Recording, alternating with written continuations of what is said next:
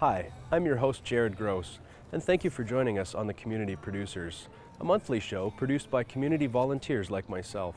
To get us started this month, Andre Bloemink from Fernie joins us to discuss relief organization Shelterbox and their efforts around the globe. Want to feature Shelterbox this time around? Andre Bloemink is in today from Fernie. Hi, Andre. Hi, good morning, Dennis. Reading about Shelterbox, you help out a lot of people in a lot of countries, but tell us about the program to start things off here today. Shelterbox is an international disaster relief charity, and Canada is just one of a number of countries involved with that umbrella organization, and we have an edict that we want to see those who have been displaced by natural and natural disasters and conflict under shelter as quick as they can so they can get on with their lives. Seems like it really ramps up here all the time. There's so many more natural disasters now. There is, yeah. At the present time, there's about 85 million people on the planet that are displaced for one reason or another, more than any time in recorded history. Sometimes Canadians go on trips and then they find that there's people in need of all kinds of different things. Is that what got you into Shelterbox, a trip or a person? Yeah, I'd been a traveler through my formative years with my parents. My parents had emigrated to Canada after the Second World War in the 50s. So there was always a bit of a seed there. My own travels hadn't been that extensive in sort of dire areas, if you will. But I'd always had an urge to do some sort of aid work, and Shelterbox found me kind of. You've been in Fernie for quite some time. Mm-hmm. What's your background in work? Like you were employed somewhere that helped people at the same time then? Yeah. I'm a project manager with a construction company, but in the winter months I also am a ski guide with one of the Capt ski companies there. And through that work, I've gotten involved with search and rescue in Fernie as well. I was a past volunteer with the fire department. So, you know, helping others has always been kind of there. Some of the experiences that really stick out for you are some of the countries where you think you've made a difference through Shelterbox. I've been on 4 deployments internationally. South America, my first deployment was in Peru, and we've just recently seen almost an echo effect with torrential rain since December. The first one's always the most memorable. I went to the Philippines after Typhoon Haiyan. Most recently, I was in Haiti this past October following Hurricane Matthew. The destruction is different every time. The need is the same.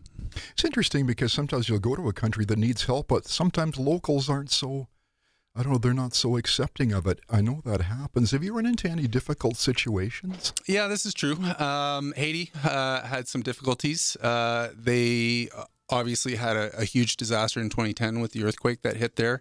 Some of the lessons that they learned internally were brought forward this time. Our usual aid, you know, we're shelter experts, but we also do other life-saving equipment. Our usual aid in the form of tents was not needed at this time, but as an agency, we've grown and evolved to realize that not one solution fits all situations. Who packages up the tents? How do the packages come and what's in them? So all of our aid is procured through public donation. It's procured in the UK where our headquarters is, and it's packed in the UK. And from that point on, we ship it worldwide to storage locations. And the reason we do that is to better facilitate getting aid into country that has been affected quicker, followed by our teams. Are people calling you, in other words, countries in need, situations in need? Do they contact you, or do you just, I don't know, watch the news and say, you know what, we should get there? Both. Again, our headquarters, we have a 24/7 operations department there that is monitoring in real time things that are going on. If an earthquake's happening right now, they probably know about it. But quite often, it's project partners in country that are contacting us. One of the biggest ones, Rotary International.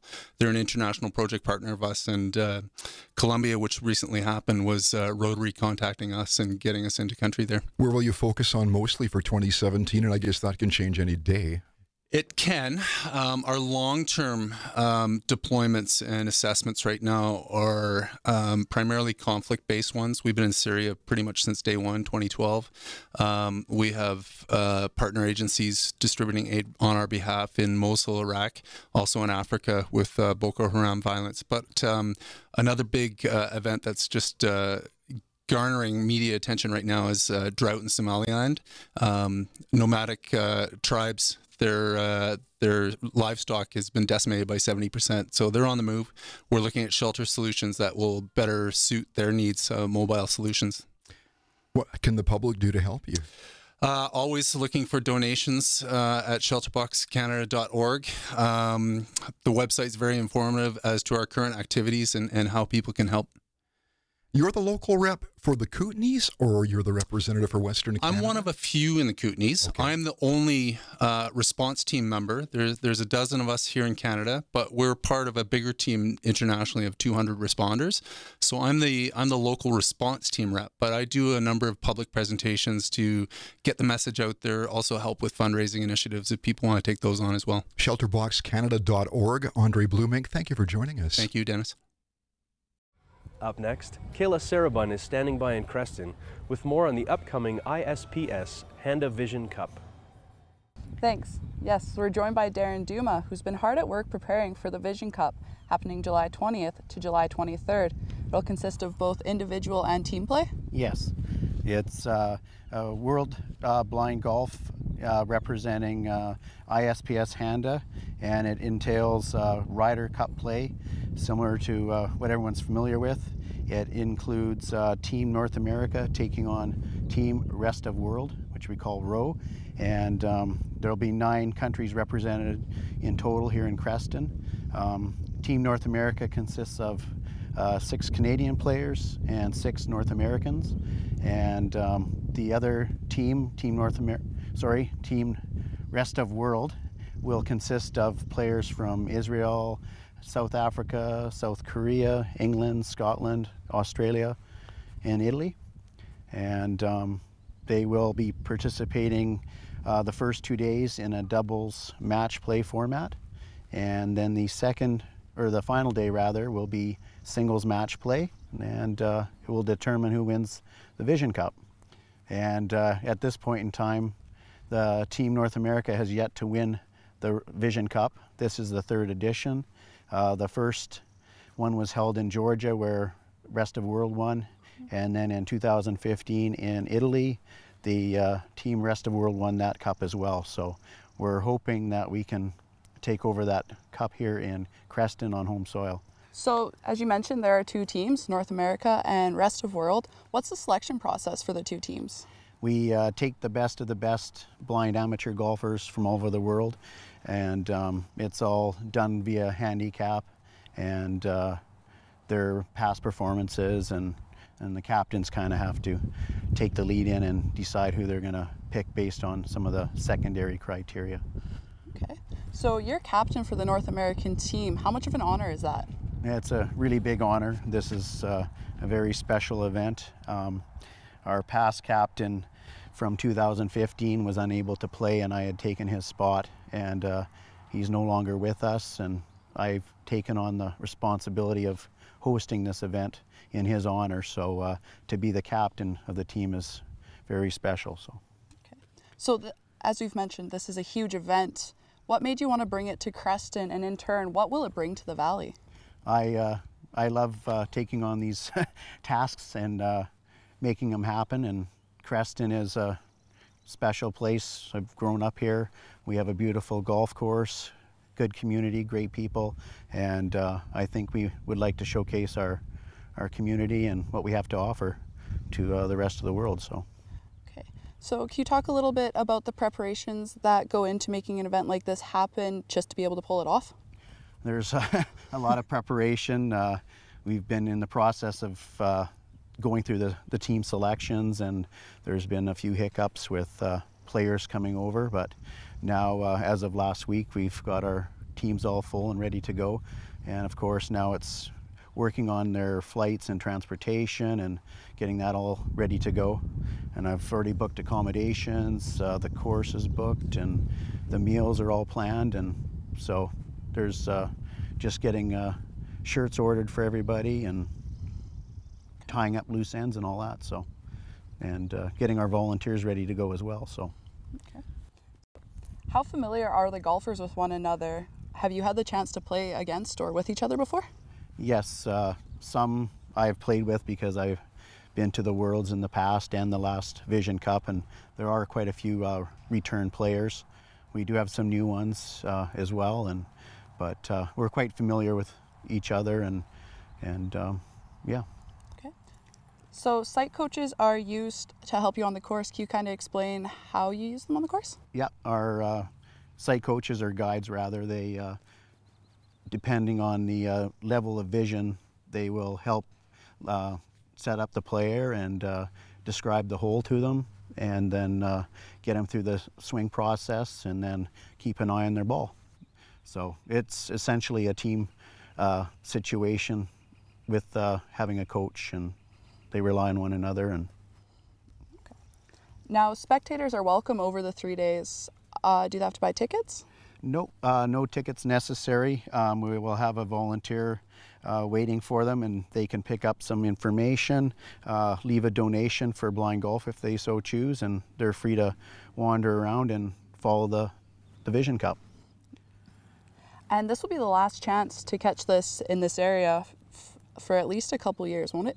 Yes, this is North America's turn to host. Then it will be going back overseas in 2 years' time, and then somewhere in North America following that. So it will be quite a time before we get it back here. So we're looking forward to having it here. And for as far as blind golf is concerned, we hope to host more here in the Kootenays, and Creston has hosted. This will be the second one now, and we hope to promote some other events in other parts of the Kootenays in the very near future. So, well, thank you, Darren, for joining us. Once again, that is the ISPS Handa Vision Cup. That will be happening right here at the Creston Golf Course.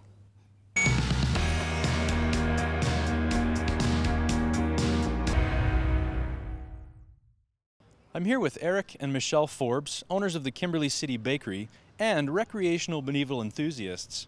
That's right, and now they've turned their love of all things medieval into an entire festival, which is now in its 3rd year running here in Kimberley.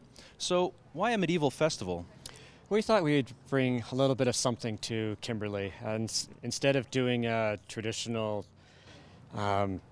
anniversary cake for our anniversary, we thought we'd throw a festival instead. That's great. And once you had a vision of what you wanted to do, how then did you put that into motion? Well, we got in contact with an amazing group of Vikings out of Calgary and threw it together and hoped for the best, and it seemed to go pretty well, so we were pretty happy with it. That's great. And now that you're in your 3rd festival, what sort of attendance numbers have you seen and do you expect? In the previous years, we've averaged around the 10,000 people mark, and this year we're hoping with good weather we should be able to hit that, and with a little bit more luck. Great. And how many people does it take to run a festival of this size? Well, it takes lots of people. Of course, all of the volunteers, all of the acts, the Vikings, the knights, the entertainers, the musicians. So altogether, it's about 100 or 200 people that pull together to make this happen. Wow, that's amazing. Now, I've never been to a medieval festival before. What sort of things can I expect to see and do when I arrive? When you first arrive, you'll notice the live village, and there you'll see how the Vikings and the knights lived in their period. In there we'll have everything right down to what type of bread they had, which is supplied by us, and you'll see the fight reenactments and see how they battled and what gear they would wear during that time. Speaking of which, I heard a little rumor that there is a costume set aside awaiting my arrival. There is. You'll find it just inside of the bakery for you to get it on. Okay, this should be fun.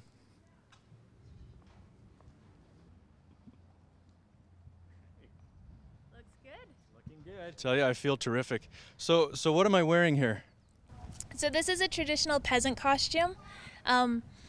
The trousers and the tunic would be pretty much interchangeable between Viking and the night periods. There is a little bit of difference, as the reenactors will verify. The hood is definitely more Viking. The medieval hood would be a little bit different. They're all with traditional materials. Traditionally, they would use either wool or linen, and so that they're light and breathable and nice to wear all the time. And now, Eric, would this be business casual? Oh, definitely business casual. You could definitely go into a bakery like that with no problem. Excellent. You mentioned earlier that it takes 100 to 200 people to run an event like this. Are you still in need of volunteers? Yes, we are. We will be holding a volunteer meeting probably mid-June, and anybody who's interested is definitely welcome to come in and help us out.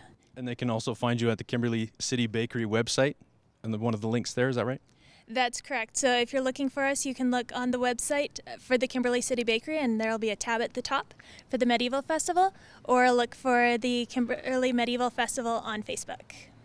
Great. We also mentioned earlier that you and Michelle own and operate the Kimberley City Bakery, and you just actually won the Jake the Baker Award. That must feel good. Oh, it feels awesome. It's very awing right now, and we're just thrilled that we could honor the Kimberley and that we could be #1 in Canada right now for bakeries. Yeah. And to accept the award, you were whisked away to Vancouver, which must have been exciting. It was so nice to have our first vacation since we took over the bakery, so it was a nice little break for us. Well deserved, I'm sure. Well, Eric, Michelle, thanks so much for joining us. Once again, that's the Kimberley Medieval Festival, July 8th to 9th, right here in the Platzl. For the community producers in Kimberley, I'm Jared Gross. To the bakery.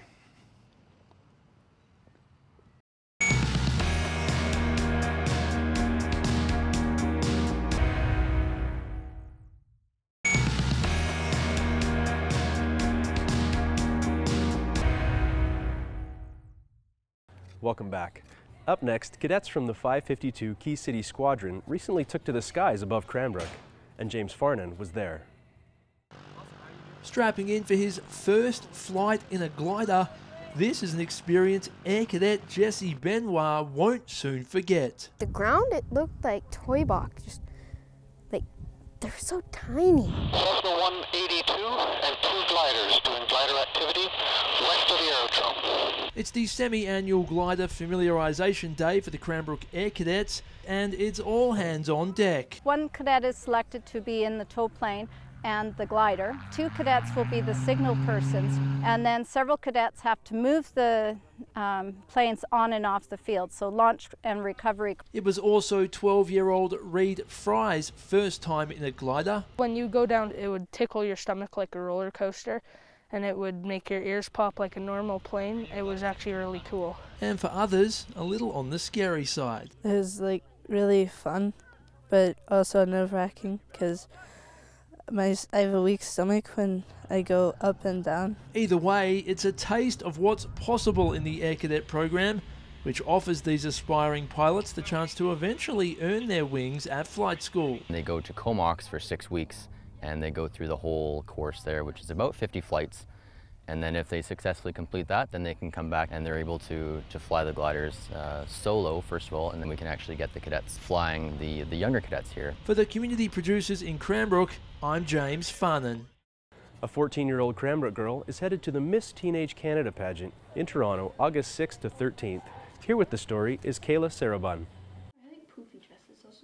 As she prepares for her second pageant, Maggie George is reflecting on her first, the Miss Teenage BC pageant back in March, where she was crowned Miss Teenage Kootenay Region. I went into it not knowing what I was doing, so I was actually surprised when I managed to get a title. Maggie's mother Bobbi and sister Evie say the experience has helped her to feel more confident and be more outgoing. She was kind of an introvert into herself before, and now she's coming out of herself more. She's like more girly and more like social and wants to go out and do more things. Along the way, Maggie's family has been instrumental in her success, an effort led by mother Bobbi. She has helped me a lot with how to go about fundraising, and she has helped me choose stuff like my ball gown. As she looks ahead to the national pageant, Maggie is looking forward to more than just the competition. I'm expecting quite a lot of fun,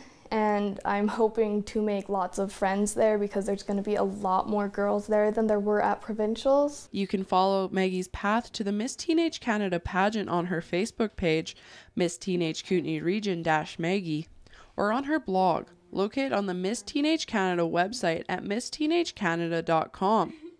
For the community producers in Cranbrook, I'm Kayla Sarabun. Up next, Dennis Walker is joined by Jeramey Marsh from the Bull River Shooters Association, who are gearing up to host a big event this summer. Well, we're in a great setting here today. We're with the Bull River Shooters as they get set for a very special Canadian National Silhouette Shooting event next month. Jeramey, how are you? Good, how are you? Fine, thank you. President of the club here, Jeramey Marsh, you've been with them for a while. Yes, that's right. I've been a member of the club since 1988. For people that don't know what silhouette shooting is, can you describe what these competitors will be doing when they come here? Well, what we have on the Canadian Nationals, which starts July 30th, runs till August 5th. We have a lot of shooters that come. There's different classes of experience levels, so everybody's competing against somebody based on their own level on experience and how many years they've been doing the sport. And what you see behind us is the animals that they're going to be shooting at. What's the skill level? In other words, what different skill levels will we see? Will you see youth up to adults? Yes, correct. This sport is great because it attracts all different ages. We've got the junior competitions, we got the ladies, we got the seniors, so it attracts a whole spectrum of people. What's the trick to somebody when they grab a gun and they start competing in this? What's the hardest part, or what was it for you to get good at it? Good question. What started with me is we come from a shooting background of hunting, so we shot with our arms out. As soon as we got into this sport, we learned very quickly you got to take the muscle out of the equation when you're holding your rifle.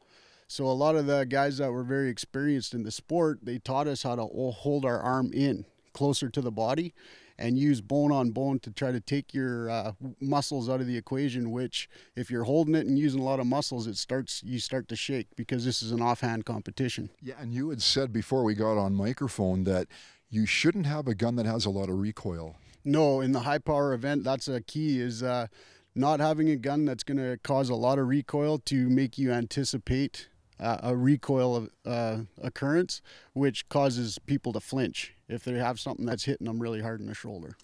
The history of this goes really down to Mexico and back a few years. Can we talk about the history of silhouette shooting? Sure. The history, it started way back in like the late 1800s. Some Mexicans sitting around a campfire having some shots of tequila, bragging about who was the best shot out of the group. And their thing was, let's put some animals out at distances and see who can make the shots. And that's kind of where it started, and it kind of took a life of its own from there. Over the years, as it's evolved, we've kind of, for obvious reasons, started shooting at metal targets, not real animals, and it's just grown from there. You will have some Mexican competitors coming too. Correct. I've received calls from Mexico. There's a team of Mexican shooters that are already making travel plans to come up here and shoot with us. It's quite interesting. We wonder, like, why would you get a national event coming into Cranbrook, a relatively small place? But the truth is, you're saying that this setting is a big reason why you're having the competition here. Our reputation as a club travels far and wide. We're known for having the best silhouette matches around, and this club is, and what you're looking at for a setting, is the best in Canada. What's the commitment when you're taking this on? I suppose you applied for it, or they go to other areas, and you're saying the setting is good, but what is your responsibility? Do you have to entertain? Do you got to put people up? What's going to happen during the time everybody's here next month? Well, first thing is you got to make sure you got a lot of club support to put on the best event that you can, because a lot of people are traveling long distances, but having a roof over everybody while they're competing. If it rains, you know, so their rifles aren't getting wet. And then having the amount of banks of animals like you see behind us. We have 5 banks of animals, which allows us to run a big group of shooters through at a time.